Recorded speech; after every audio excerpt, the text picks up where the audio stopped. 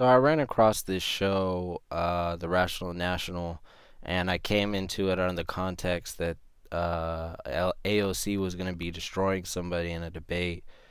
I watched it. I was just listening with my headphones, and halfway through, I got really confused, and I wasn't sure what her point was or what she was getting at. So I had to rewind and actually look at the video.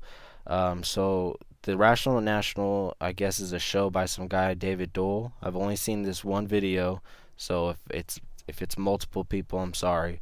But I'll even link down below the video so you can watch what he said in full. Broad swaths of the Midwest are drowning right now, underwater. During a House Financial Services Committee meeting discussing homelessness, the topic of the Green New Deal came up, and Alexandria Ocasio-Cortez just completely laid into Republican bullshit. So I have two clips to show here. The first clip, you're going to see Republican Sean Duffy bring up the topic of the Green New Deal, and AOC responds, and it's just magnificent.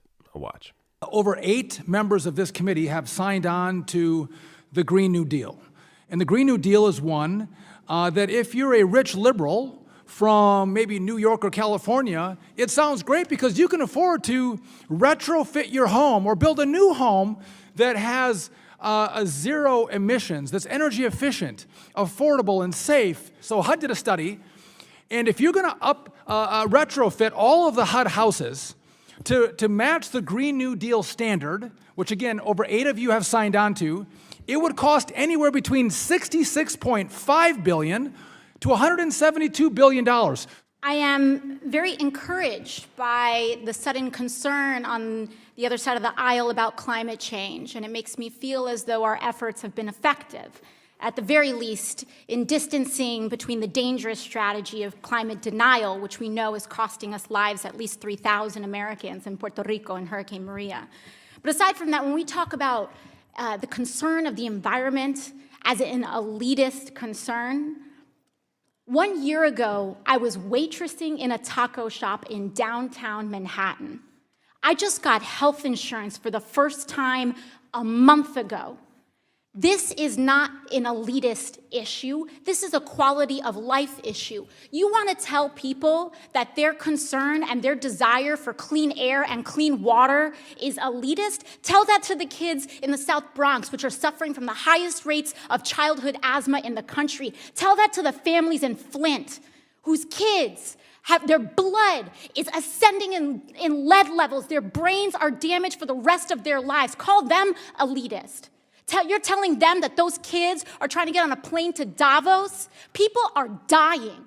They are dying. And the response across the other side of the aisle is to introduce an amendment 5 minutes before a hearing in a markup. This is serious. This should not be a partisan issue. This is about our constituents in all of our lives. Iowa, Nebraska, broad swaths of the Midwest are drowning right now, underwater. Farms, towns that will never be recovered and never come back. And we're here, and people are more concerned about helping oil companies than helping their own families? I don't think so. I don't think so. This is about our lives. This is about American lives. And it should not be partisan. Science should not be partisan.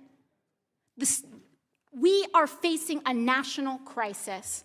And if we do not ascend to that crisis, if we do not ascend to the levels in which we were threatened at the Great Depression, when we were threatened in World War II, if we do not ascend to those levels, if we tell the American public that we are more willing to invest and bail out big banks than we are willing to invest in our farmers and our urban families, then I don't know what we're here doing. I don't know what we're here doing. So I welcome the sudden enthusiasm to address the climate. And in that spirit, I want to reach my hand across the aisle and say, let's do a hearing. Let's do a hearing on environment and housing. And I'm happy to do that, and I'm happy to bring forth and entertain that provision of the bill. All right. What is there to say? AOC just completely whooped Duffy's ass. So AOC definitely did not whoop anybody's, So let me give you context since I'm actually rational. I get what dude said. He said, HUD would have to spend this much X amount of dollars to upgrade these houses, and it's expensive. Logical argument. Second thing he said, not factual, but it is logical. He basically said, how does some rich elite person with millions of dollars in their bank account tell some working class, middle class, low income, somebody on Social Security, I understand that life's not easy for you and you don't have extra money to spend on yourself or your needs, but you need to spend anywhere from $1,000 to $50,000 to upgrade your house and make it above board and legal.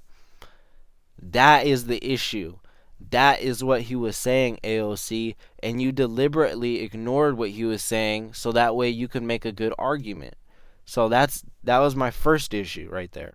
So my second issue was her argument was based on emotion, whether that be kids in the Bronx, whether that be Puerto Rico, or Flint, Michigan. She used emotion to get her argument across instead of facts. Another thing is, third, I would say Puerto Rico is partially to blame, you could say, because of climate change, but there is a big fact that remains. Officials were arrested because they withheld supplies and they stopped workers from going in there and helping civilians and citizens that actually needed the help. So to blame it completely on climate change, it's not really true. It's also human error. A lot of those people could have been saved. So my fourth issue is that the Flint, Michigan thing is completely a lie. You cannot blame Flint, Michigan's water on climate change. It is simply city officials were very greedy. They lined their pocket for years. They couldn't afford the water source, so they voted and used a less, inferior water source with copper and lead and many other poisonous chemicals, and they poisoned, their entire population that they're responsible for. And to blame that on climate change is disingenuous, it's dishonest, and it's very deceitful. So my biggest issue with this video so far is I don't see her destroying anybody or whooping anybody. She's used emotion and she's used half-truths mixed with lies to make her argument.